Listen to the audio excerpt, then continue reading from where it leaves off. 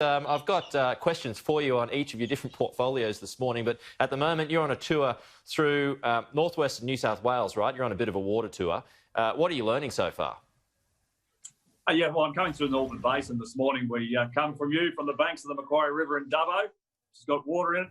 We had to shift, Peter. It's raining, so we had to make a quick scurry for some cover. Well, that's good news, isn't it? Yeah, yes, it is. And the country, I've got to say, looks pretty good at the moment. There's certainly good winter crops in, plenty of pulses. And when we get around, I think people are a little bit more comfortable just with the fact that, they've had some good rain and some good falls. Well, so I'm here to listen. I'm here to listen to irrigators. We're working our way down through from Gundawindi all the way down to Canberra over this week before the sittings. What's the overriding problem that you're hearing so far? Oh, well, these are long-term challenges. There's certainly a lot of interest in the basin plan and where it's going, particularly now that New South Wales have submitted all of their water resource plans after a long period of time. They're currently being assessed against the requirements of the plan. And then if they meet all of those requirements, they'll be put up to me with a recommendation for signing and putting them into force. So lots of people are interested. Well, that's good. I mean, and it wasn't so long ago. Remember, Minister, we all remember when, much of the country was in the grips of the drought, much of New South Wales was in the grips of the drought. Now, we've seen all this rainfall in recent weeks. I guess when you're in metropolitan areas, you kind of feel like, well, we're out of the drought now, but you're there, you're seeing it. What are you seeing? Are people through it? Have we got more than green shoots coming through those farms? Oh, look, I wouldn't say we're out of the drought. There's areas of the country which are still badly affected. The storage levels here are still not significant. I mean, in the southern parts of the basin, they're up over 50% in terms of capacity in our storages in the southern part of the country.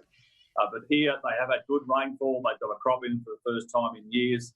There's a lot of positiveness, and certainly people are very keen, and I'm hopeful that they're successful. Tell you what, the cockatoos are happy this morning, Minister.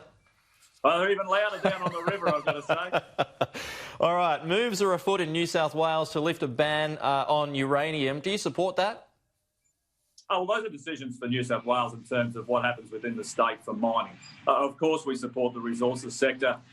As the regulator, if New South Wales do find a resource and they do open it up and they wish to export it, well, obviously Australia is a signatory to the Nuclear Non-Proliferation Treaty, and that would require me to authorise those exports. But I'd be very interested to see what those resources might be in New South Wales and certainly what their plans are. Well, where do you hope they go? Oh, well, first I'd like to see what the resource is and how long it might take for those mines to be developed, because they do take some time. But we support jobs, Peter, so I'm very keen on all parts of the resource sector pushing forward. Well, OK, I mean, you can talk about economic benefits. I guess there are environmental concerns when it comes to mining uranium. There can be dust that can be wind-blown and kind of contaminate water supplies. Do you share those concerns? Well, this is the reason we have the EPBC. This is why Susan Lee and her team do such a strong job in terms of that regulation. Australia's got some of the best regulatory provisions for protecting the environment in the world. We'll continue to have them. Do you think that uranium should be mined, elsewhere? I think at the moment it's just in the Northern Territory in South Australia. Would you be happy for it to not just be potentially in New South Wales, but other states, territories as well?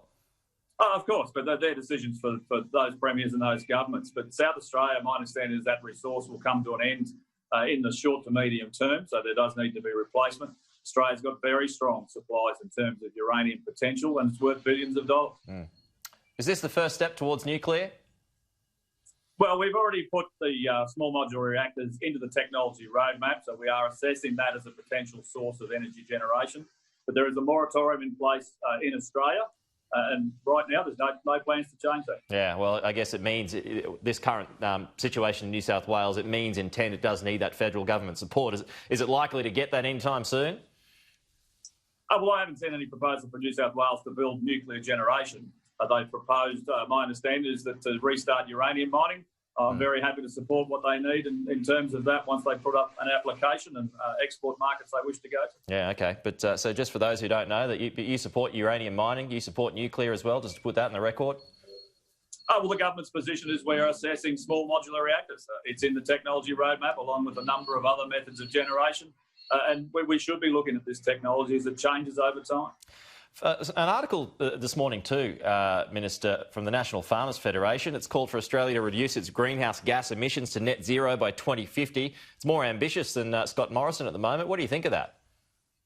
Well, our government is committed to what we said we would do by 2030. I mean, these broad brush statements, they're easy to make. They're much more difficult to deliver.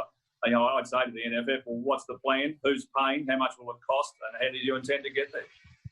Finally, Northern Territory election this weekend, Minister. What's your prediction? What's your thoughts there? Oh, Leah Finocchiaro, she's the pocket rocket for the CLP. I think they've got a great chance. You know, the Labor government, the Territory's done what Labor governments always do. Spend more money than they have, don't develop their economies. We need the Northern Territory, particularly for gas. If you end up with a Labor and an independent alliance, well, that's the end of the gas industry, and that's no good for Australia. You'd have to say that the pandemic might help Michael Gunner, though. I mean, he's been fairly strong for the Territorians. Well, I don't think he's made decisions that anyone else hasn't made, and certainly he's taken the advice from the Chief Medical Officer and others. You know, we're all working to ensure we manage this health outbreak, the health concerns, but we do need our economy to tick over, and gas will be a big part of that. I mean, if the independents get in the Northern Territory, they've already put on the record, no gas for the Territory. That means no jobs. Well, just on gas, what do you make of this split between the Labor Party at the moment over gas? Oh, Joel Fitzgibbon's wheeled out the Trojan horse. If they pull it inside the castle, you'll still see all the green lefties jump out of it, Peter. I don't think there'll be any change. It's a great front page for Joel, but I don't think there'll be any change in Labor policy. Okay.